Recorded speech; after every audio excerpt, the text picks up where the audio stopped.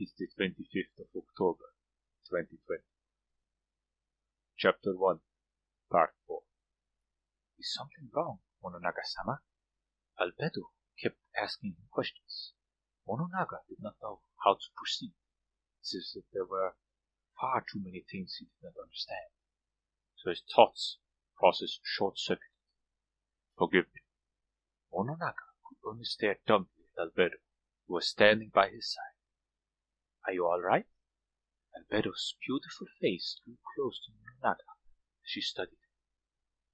A faint fragrance entered his nostrils. The scent seemed to restore Mononaga's ability to think, and his mind, which had been hitherto out of commission, slowly returned to normal. No, nothing is wrong. No, nothing. Mononaga was not the sort of person who made a habit of speaking politely to dolls. However, hearing Albedo's questions instinctively made him want to respond with deference. Her movements, her speech patterns, her whole being rated an undeniable humanity. Mononaga still had the feeling that something was terribly wrong about Albedo and himself, but he had no way of understanding exactly what the problem was. All he could do in the ignorant state was to suppress his fear, shock, and other unnecessary emotions. However, Mononaga was a common person and could not do that. Just as Mononaga was about to cry out, the words of one of his guild members came to mind. Panic is the seed of defeat, so you must maintain your calm and think logically. Remain calm, look beyond your surroundings, and don't waste your efforts on unnecessary details, Mononaga said. As he realized these words, Mononaga slowly regained his composure. Mononaga silently thanked Ponito Mo, the Zhuge Liang of Iron's Organ. Is something the matter? She was close to him now. Albedo was so close he could feel her gentle breaths. Her lovely face dimpled in an adorable way as she asked her question. Mononaga, who had calmed himself after much effort, was in danger of being driven into panic again for a nearby face. The GM call function does not seem to be working. Entranced by Albedo's limpid eyes, Mononaga could not help but question the NPC. In Mononaga's past life, he had not received romantic attention from the opposite sex, let those of anyone of sexual nature. Although he knew that she was just an NPC, he could not help but be moved by her realistic expressions and movements. However, as his passions stirred within his heart, they were quenched like they had been earlier, and returned to normal. Mononaga felt uneasy at the lack of strong emotions within himself, and he wondered if it was related to the words of his comrades from just now. But was that really the case? Mononaga shook his head. Now was not the time to ponder these questions. Please forgive my inability to answer the Supreme One's questions about this GM call. I apologize for not meeting your expectations. Nothing would please me more than a chance to make up for my prior mistake. Please, command me as you see fit. The two of them were conversing. There was no doubt about that. Learning this fact shocked Mononaga so greatly that he could not speak. Impossible. This should have been impossible. The closest thing NPCs could come to conversation was what was macro responses to being addressed in a certain way. There was audio data for roars and cheering for players to download, but actually allowing an NPC to engage in conversation was an impossible task. Even Sebas, who just now could only accept simple orders. Why had such an impossible event occurred? Was this phenomenon limited to Albedo? Mononaga dismissed Albedo with a wave of his hand. Disappointment flashed across her face as she retreated. Mononaga turned his eyes from her body to the butler and 6 maids whose head was still lowered. Sebas! Maids! Yes! Their voices tore out as one, and then the butler and maids raised their heads. Approach the throne. Understood! They responded as one, and then rose to their feet. After that, they proudly strode to the front of the throne before dropping to one knee and lowering their heads. Mononaga had learned two things from this. First, that he did not need to specifically enter commands on a keyboard. The NPCs would understand his intentions and execute his orders. The second was that Alberto was not the only one who could speak. At the very least, all of the NPCs in this room were exhibiting anomalous behavior. As Mononaga thought about this, he suddenly felt that there was something very wrong about himself and Alberto. In order to discover exactly what that something was, he fixed Alberto with a piercing gaze. Is something wrong? Have I made a mistake? As he finally realized what the problem was, he did not shout, nor did he keep silent, but he simply sighed imperceptibly. That unexpected breath of facial expressions, the reason why her mouth could move, why she could speak. Possible. Mononaga hurriedly placed a hand on his mandible and spoke. His mouth was moving. This should have been impossible. Going by what he knew about DMMO RPGs, a character's mouth would not move with their words. The basic premise was that external appearances were fixed. Because of that, facial expressions were impossible to design.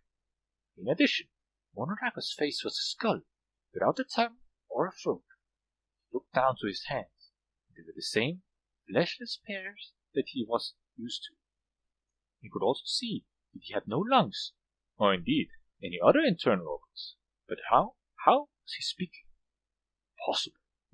Mononaga could feel the certainty he had in his world evaporating away, replaced by an ever-growing uneasiness. He suppressed his desire to shout out like he expected. His surging emotions were suddenly squashed. Mononaga slapped forcefully at the throne, but as he expected, no damage values appeared. What should I do? Is there anything I can do? He knew nothing about what was going on. Nobody would help him, even if he got angry. Then his first priority should be looking for clues. Sebas. He could see an earnest, sincere expression on Sebas' face. He looked like a real person. It should be fine to give him orders, right? Although he had no idea what would happen. Assume all the NPCs in the tomb were loyal to him, right? For all he knew, the people in front of him might not be the NPCs that everyone had made together. Numerous questions rose up in his mind, floating on a sea of uneasiness. But Mononaga forced aside all these emotions. In the end, the only choice he had for reconnaissance was Sebas. He glanced briefly to Alberto, but then Mononaga steeled himself and decided to order Sebas out. The mental image of a department chief giving order to his subordinates appeared in his mind. Mononaga took on a superior, commanding attitude and spoke. Exit the tomb and investigate the surrounding region. If you encounter intelligent creatures, interact peacefully with them and invite them to the tomb. Attempt to accommodate the other party as much as possible during negotiations. Do not stray more than 1 kilometer from the tomb and avoid unnecessary contact. Understood, Mononaga-sama. I will do so immediately. Aggressive NPCs made to protect the guild base could not leave it under any circumstances. However, foreseeing this ironclad restriction had been overturned. No, he could only be certain of that once Sebas returned. Select one of the plebeians to accompany you. If battle begins, retreat immediately and tell me everything you have learned. That was simply the first step. Mononaga let go of the staff of irons or gone. The staff did not fall onto the ground, but floated in the air through as someone was still holding it. This was in complete defiance of physics, but it was a common sight in the game. There were quite a few items in Yggdrasil which would continue floating in the air when left unattended. The aura of tormented spirits seemed to cling to Mononaga's hand as he let the staff go. Mononaga paid it no heed. He was long since used to that sight. Or not. Thinking that the macro command would have already been built in, Mononaga snapped his fingers and deactivated the aura. Mononaga folded his arms. The next step would be, I should contract the game company. The game company would know the most about Mononaga's present situation. The problem was actually contacting them. Normally, simply using the /shout command or a GM call would put him in touch with a GM instantly. But if these methods did not work either, message? This was a spell used to communicate in the game. Normally, its use was restricted to certain places and conditions, but perhaps you might be able to make a good use of this spell in this current situation. The problem was that this spell was originally designed to communicate with other players, so it might not be able to reach a GM. And in this extraordinary situation, there was no guarantee that the spell would work either. However, he had to give it a try. Mononaga was a level 100 spellcaster. If he could not cast spells, his ability to gather information, and cause his fighting power would plummet drastically. In these unknown circumstances, he had to verify that he could use magic quickly. Now, where can I go and test my magic? As Mononaga thought about that question, he looked slowly around the throne room, and then shook his head. Although this was an emergency, he had no desire to conduct magical experiments in the silent, nearly sacrosanct throne room. He contemplated suitable locations for magical testing, and then a promising place came to mind. There was one more thing he wanted to confirm, in addition to his own abilities. He wanted to be certain of his authority. He had to know whether his powers and privileges as the Guildmaster of Ains Olgorn still existed. Until now, all the NPCs he had met were loyal to him. However, in the great underground tomb of Nazareth, there were several NPCs with levels equal to his own. He had to make sure they were still loyal. However, Mononaga glanced at the kneeling Sebas and the maids, then at Alberto beside him. Alberto was smiling. It was a beautiful smile, but it seemed to be concealing something else behind. As he wondered what that something else might be, unease crept through Mononaga. The NPCs were loyal to him, but would they stay that way? If this were in the real world, subordinates would no longer be loyal to superiors who constantly screwed up. Would the NPCs be that way as well? Was it that once they were programmed to be loyal, they would stay that way forever? If their loyalty to him wavered, how should he regain it? Rewards? There were vast wealth in the treasury. Although it pained him to expand the treasuries left behind by his former comrades, he'd probably understand if it was for the sake of Ains Olgorn. The question would then be how large of a reward he should give. In addition, was he superior to others by virtue of being higher ranked? But what criteria could he use to quantify his superiority? He was not clear about that yet. He had the feeling that as long as he kept his dungeon going, he would eventually come to understand these things. What did that mean? Power? He opened his left hand and grasped the staff of Ains Olgorn that sailed into his grasp. Overwhelming power? The 7 gems set into the staff gleamed brightly, as though imploring their master to use their colossal might. Forget it. I'll take my time to think about that later. Mononaga released the staff he held, and the wavering staff fell to the ground as though it was angry at him. In any case, as long as he acted the part of the leader, they would probably not raise their hands against him right away. Be it among animals or humans, enemies would probably not attack if their intended prey did not reveal any weaknesses. Mononaga declared in a powerful voice, Pleiades, other than the maids selected to accompany Sebas, the rest of you will head to the 9th floor and repel any invaders from the 8th floor. Understood, Mononaga-sama. The maids, see, behind, Sebas acknowledged his orders respectfully. Begin immediately. Understood, my master. Once more the chorus of voices rang out. Sebas and the maids bowed once more to their lord, who sat upon the throne, and stood and lifted simultaneously.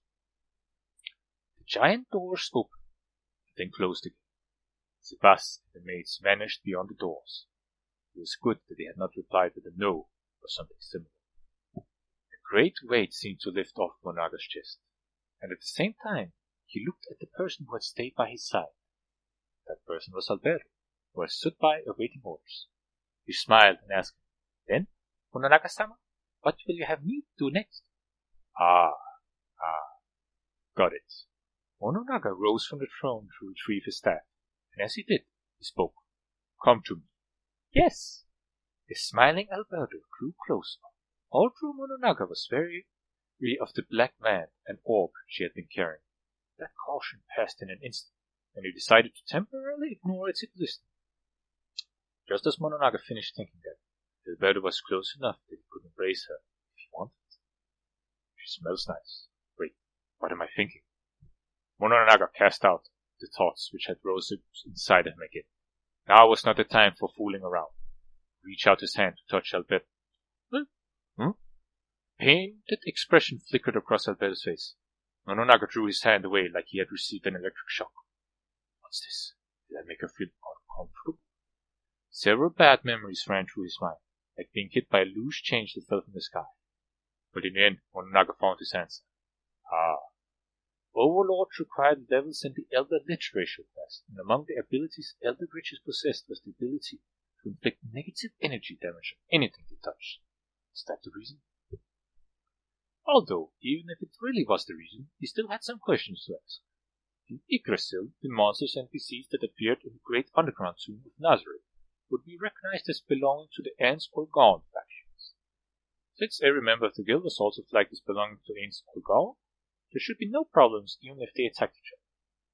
Could it be that she no longer belongs to our guild? Or has Friendly Fire been enabled? The later possibilities was more likely. With that conclusion in mind, Mononaga apologized to Albedo. Forgive, I forgot to deactivate my negative energy touch. Please, pay it no heed, Mononaga-sama. That damage hardly counted as damage. As long as it's you, Mononaga-sama, I would gladly enter any kind of gap. Is that so? No. I must still apologize. Mononaga was caught off guard by Albedo's adorable yelp, the way she shyly covered her face, and his reply ended up being less dignified than he had hoped for. So it was due to the negative energy touch after all. Mononaga turned his eye from Albedo, who was going on about how this was nothing compared to the pain of losing her virginity, and began thinking about how to temporarily deactivate the always answer.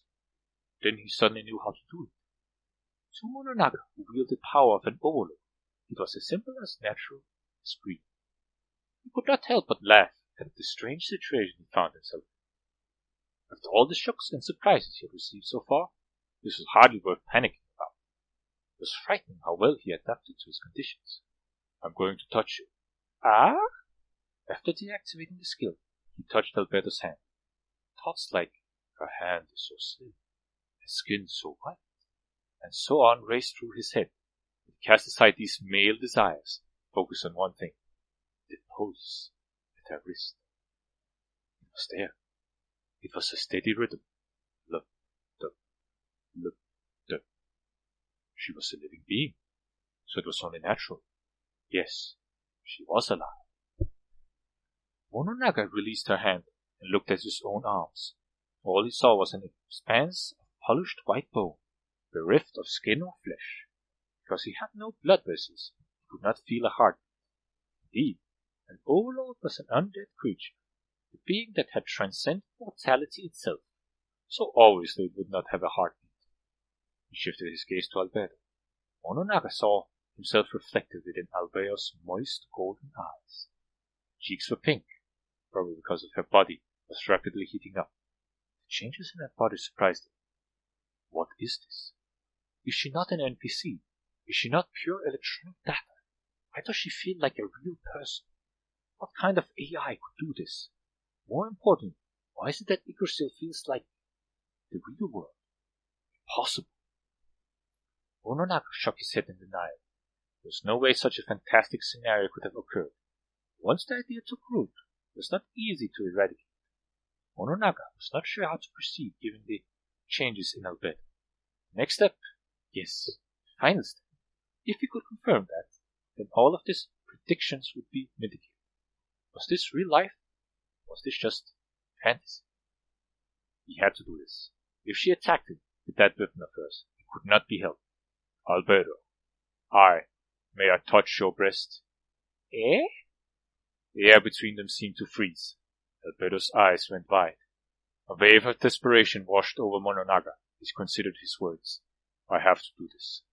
What the hell was he thinking, saying that to a woman?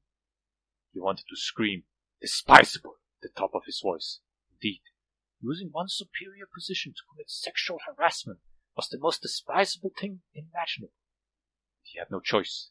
Indeed, he had to do this. As Mononaga convinced himself with all of his strength, his composure gradually returned to him. Resuming the air of proper ruler, he continued forcefully. That should be fine, right? It was not fine at all.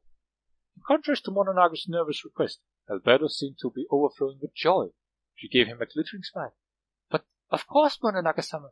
Please, help yourself. Alberto straightened herself up, presenting her ample twin peaks for Mononaga's inspection. She still had saliva he would have swallowed several times by now. Her breasts swelled up through her dress. Now he was going to touch them. On the other side of his abnormal tension and nervousness, the quiet, calm part of Mononaga's brain was observing his own actions.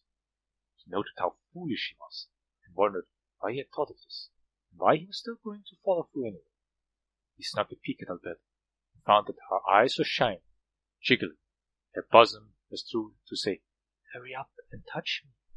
Not knowing whether it was because of excitement or embarrassment, Mononaga steadied his hands with sheer force of will, steeled his resolve, and reached out. The first thing Mononaga felt was something hard under the breast, followed by a soft, yielding sensation. "Wah!" As Alberto moaned weakly, Mononaga completed yet another experiment. If his brain was normal, there were two possible explanations for his present situation. The first that this was a new DMMORPG. That was to say, the moment Igurusil had shut down, a new game, Igurusil II, had immediately taken its place. However, in light of this experiment, the probability of that being the case was vanishingly small. This was because R18 actions were strictly forbidden in these games. Who knew? Perhaps even R15 actions might be banned as well. Violators would be publicly listed on the game's official website, and their accounts would be deleted. Or worse. Once the records of these R18 actions were publicly released, they might be punished for damaging moral culture, thus violating the Social Order Maintenance Act. As such, most peoples would consider these acts off-limits. If they were still in a game world, the company should have made it impossible for players to do such things. The GMs and the game companies were watching, but they prevented Mononaga from performing lewd actions. However, there were no signs of any resistance or oppositions. In addition, one of the fundamental rulings which pertains to DMMORPGs was that forcing a player to participate in a game without permission was treated as a form of cyber kidnapping. As such, forcing a player to test out a game in this manner was a prosecutable offense, especially if there was no way to force quit the game. It would not be unexpected for a company to receive fines or jail time for such things. If a situation arose where a player was not able to log out of the game, up to a week's worth of game activity could be stored in a legally mandated record, which would make it easy to prosecute the company for their violations of the law. Therefore, if Mononaga did not report to work for a week, someone would have found it strange to come to his house to check on him, and all the police would need to do was to access his records with a specialized console, and the problem would be solved. Which company would risk arrest or worse to commit a corporate crime like this? Of course, they could try to muddy the waters by saying this was a closed beta test for Igurusil II, or there were third parties programs used there. But in truth, such a risky matter would have no benefits at all for the game. That being the case, the only answer for his present circumstances would be that a third party was doing something here that had nothing to do with the game. If that was the case, he would need to throw out all of his previous theories and think in other directions. Otherwise, he would never find the answer. The problem was that he had no idea where to start. There was another possibility. The possibility that the virtual world had become reality. Impossible. Mononaga promptly rejected that idea. How could such an illogical, foolish thing happen? But on the flip side, the more he thought about it, the more strongly he felt it was the right answer. And then Mononaga remembered Alberto's say. In accordance with the software legislation for virtual reality games, such games were not allowed to provide sensory data for smell and taste. Although Igurusil had food and drink items, consuming them was little more than changing a value in the game system. In addition, the sense of touch was heavily limited in order to prevent confusion with the real world. These limitations meant that VR systems were not very useful sex industry. However, none of these limitations were in effect now. Realizing these facts shocked Mononaga, countering questions like, what about tomorrow's work? What will happen if this keeps up? Flashed through his mind, but then he cast them all at the back of his mind. This virtual world is just a simulation of the real world. Then the quantity of data involved must be unimaginable. Mononaga swallowed with a non-existent throat. Though his mind could not comprehend the situation, his heart could. His hands finally left Albedo's ample bosom. He realized that he had been grouping her for a long time, but Mononaga justified it to himself by saying that he had no choice but to group her for that long. It was definitely not because his squeezing her supple flesh felt so good that he reluctantly let go of her or something. Sorry, Albedo. What? A sensual moan came from the red-faced Albedo, and he could practically feel her body heat rising the surrounding temperature. After that, she shyly asked Mononaga-san, "Will I have my first time here?" Mononaga was caught off guard by her question, and therefore he could think clearly. He replied, "Here?" His mind was suddenly frozen. He was unable to parse the question. First time. Was this all about? And why does she look so shy? "May I ask how you wish to dispose of my clothes?" "What?" "Would it be better if I disrobe myself? Or would you like to unwrap me, Mononaga-sama? Or if you did it while I was wearing the dress? Afterwards, it would get dirty." "No, if you want me to wear the dress, I have no objections. Mononaga-sama?" His brain finally managed to make sense of Albedo's words, although whether there really was a brain under that skull remained to be seen. As Mononaga realized why Albedo had this reaction, an immense struggle took place within himself before he finally said, "Enough. That's all for now, Albedo." "Eh? I understand." "Now is not the time for... No, there's no time for that sort of thing." My apologies. I allowed myself to be ruled by my desires, despite the urgency of the situation." With a swift movement, Albedo made a genufluent in an apology, but Mononaga stopped her. "No, it is all my fault. I forgive you, Albedo. That aside, I have an order." "Please, give me any command you desire." "Tell the guardians of each floor, with the exception of the 4th and the 8th floor, to meet at the Colosseum on the 6th floor in an hour's time. I will contact Aura and Mara myself, so there is no need to inform them." "Understood. Allow me to repeat the order. Aside from Aura and Mara of the 6th floor, I am to inform all of the floor guardians to meet in 1 hour later at the Colosseum." "Correct. Go." "Yes." Albedo swiftly departed the throne. As he watched the retreating Albedo, Mononaga let himself sigh, in a way that suggested he was throughout exhausted. Once she left the throne room, Mononaga groaned painfully. "Oh, what have I done? It was supposed to be a silly joke. If I'd known, I wouldn't have done it. I've soiled the NPC Tabulas Magarina-san created." He thought about it. There's only one reason why Albedo would react like she had. It must have been why he was editing her backstory and changed that little to "She's in love with Mononaga." There must have been why she acted that way. Oh shit. Mononaga muttered to himself, thinking about how Tabulus Macarina had painstakingly created his masterpiece, Albedo, out of a whole cloth, and that someone else had splashed paint all over his work at will. Now she had become like this. The knowledge that he had ruined someone else's hard work made him feel miserable. However, the frowning Mononaga, although he could not have been seen because he was a skeleton, eventually rose from the throne. Mononaga told himself that he had to leave this at the back of his mind. After the important things were taken care of, he would agonize over it